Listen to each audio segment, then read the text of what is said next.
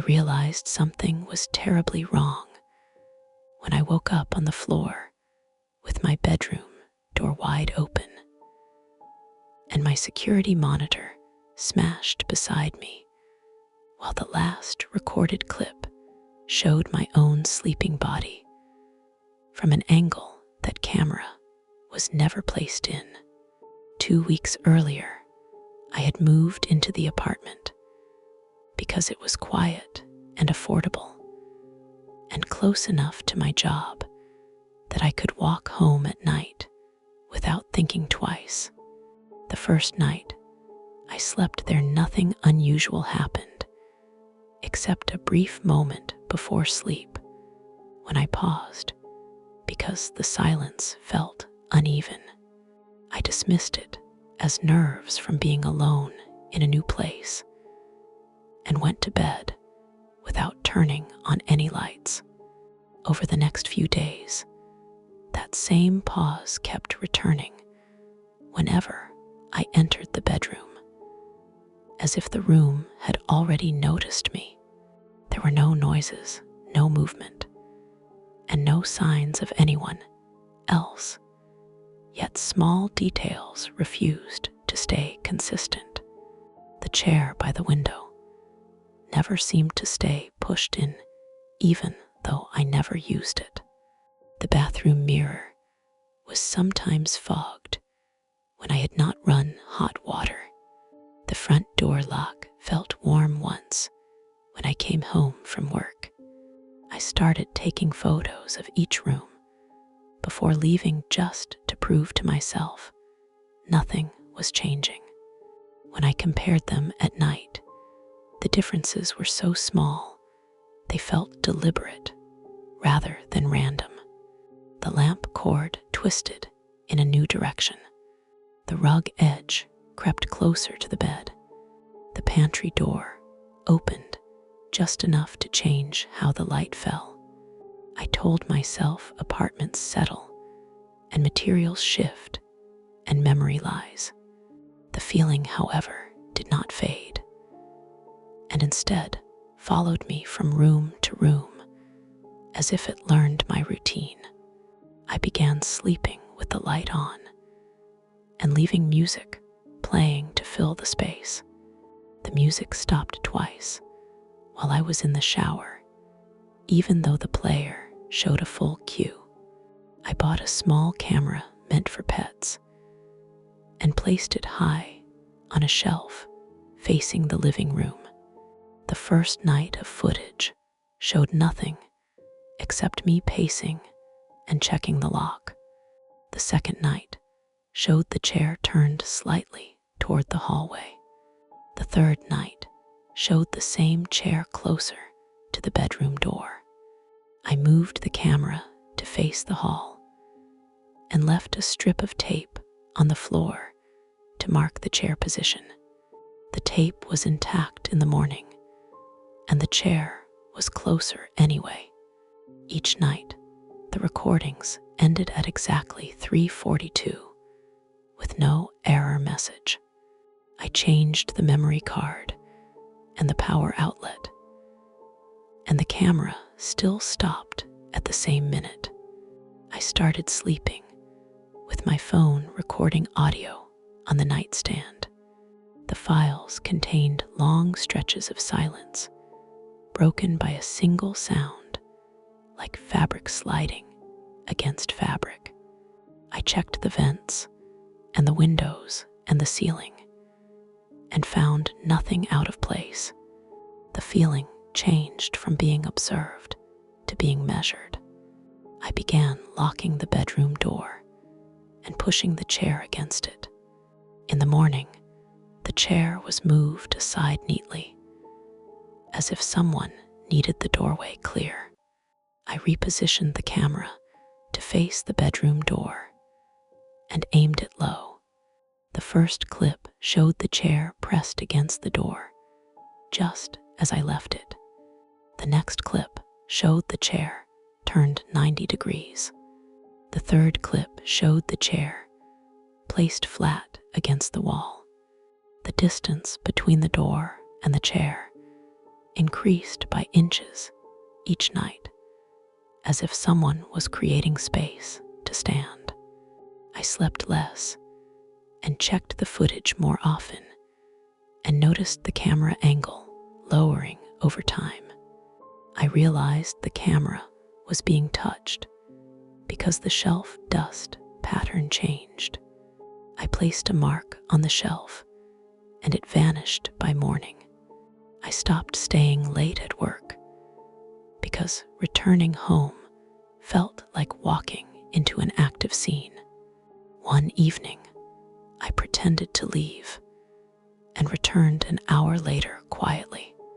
The living room smelled faintly of detergent I did not own. The bedroom door was closed and the chair was centered in the room. I did not enter the bedroom and instead reviewed the camera footage.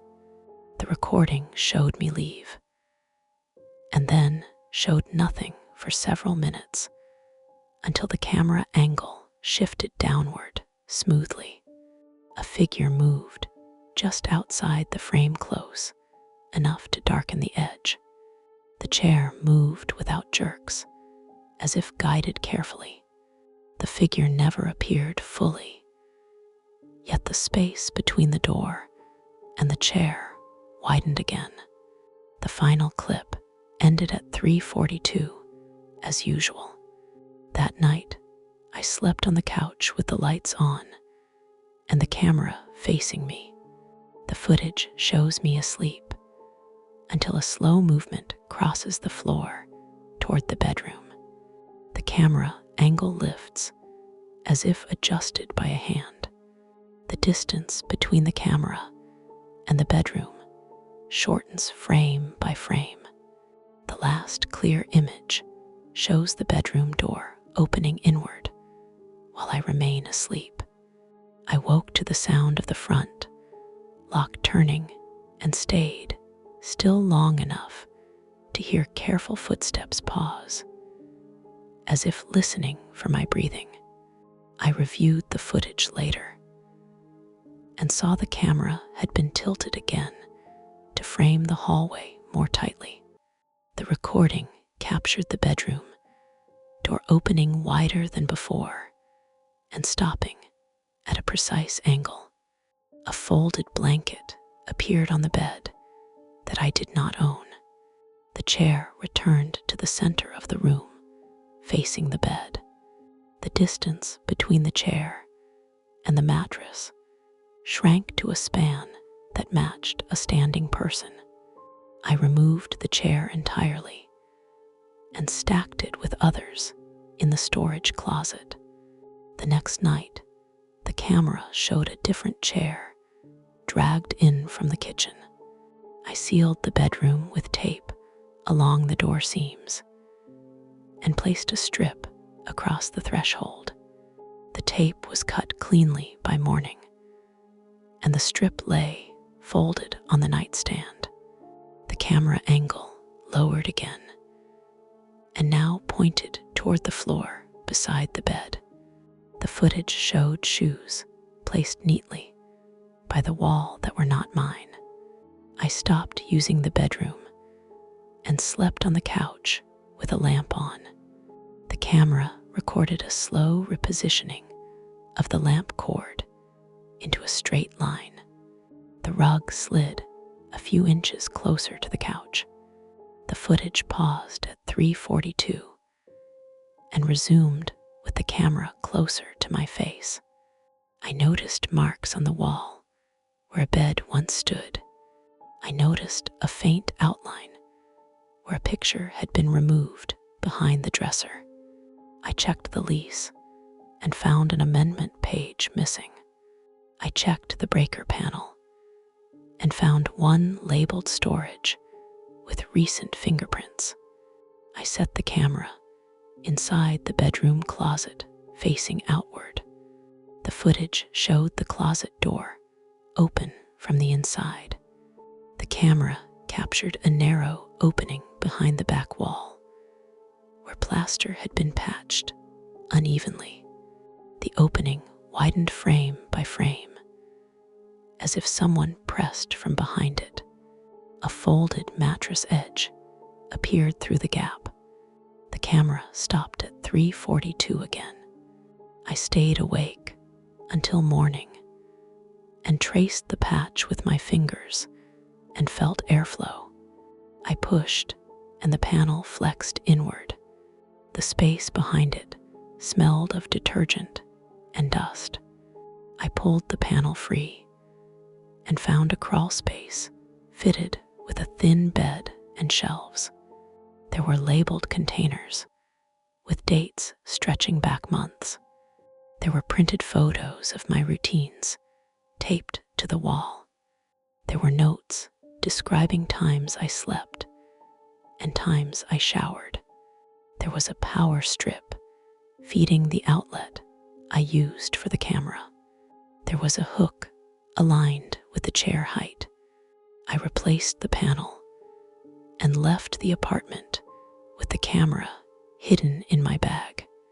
That night, the footage shows the panel opening and a man stepping into the bedroom calmly. He adjusted the camera downward and moved the chair closer than ever before. He placed the blanket back on the bed and stood where the hook aligned. He returned the chair to center and closed the door with care. The recording ended at 3:42. I returned at dawn and packed nothing. I watched the final clip again and noticed a small detail I had missed. The man wore my spare hoodie taken from the laundry. The crawl space light clicked off after the door closed.